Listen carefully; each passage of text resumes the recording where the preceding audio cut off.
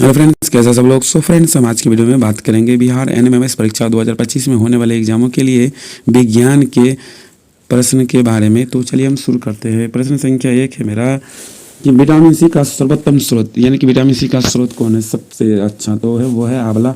अगला प्रश्न है कि मानव शरीर में गुर्दे का प्रमुख कार्य क्या है, तो गुर्दा का जो है ना वो काम है शरीर से बेकार द्रव्य को बाहर निकालना। अगला है किसकी कमी से रतौंधी होता है, याद रखिएगा विटामिन ए।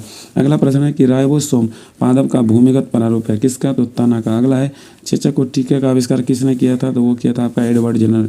अगला प्रश्न है आपका कि शरीर में कुल हड्डियों की संख्या कितनी है, तो 206। अगला है शरीर की सबसे लंबी हस्ती है फीमर, शरीर में सबसे लंबी हड्डी जो है वो है फीमर। कहाँ की है, तो जांघ की।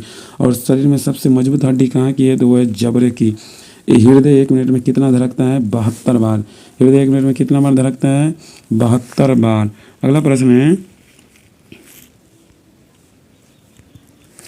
खून का रंग लाल होता है, खून का रंग लाल जो है ना हेमोग्लोबिन के कारण होता है। हेमोग्लोबिन यौगिक है, यानी कि हेमोग्लोबिन किसका कंपाउंड है, प्रोटीन का कंपाउंड है। अगला है लाल रक्त कणिकाओं का, यानी कि आरबीसी का जीवन काल जो है ना वो 120 दिन। अगला है रुधिर का जो है ना खून का थक्का जगने में कौन सा है, कि भाई विटामिन के।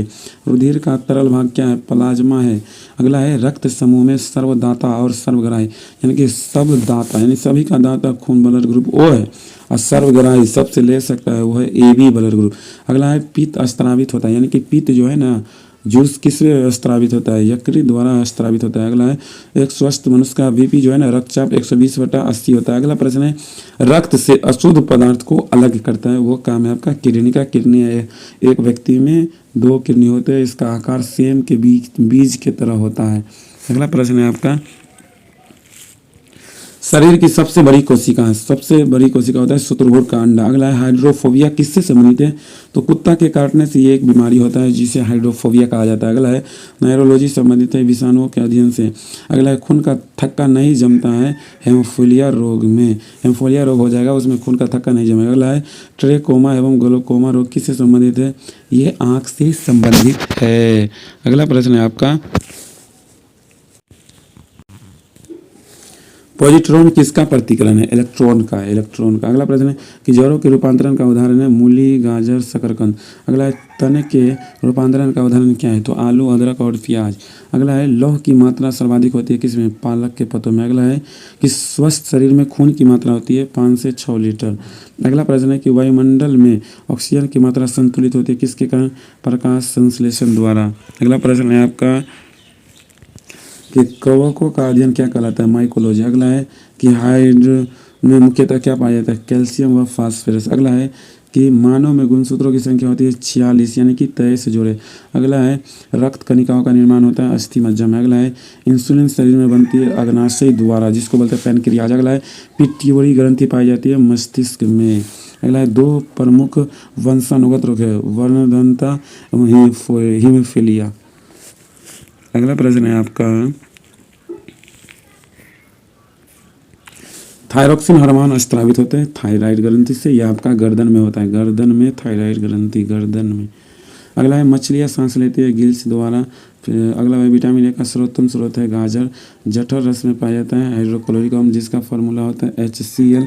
अगला है लाइकेन में सहजीवी मौजूद होते हैं कवक और शैवाल। लार में पाए जाने वाला एंजाइम है टाइलिन। और अगला प्रश्न है आपका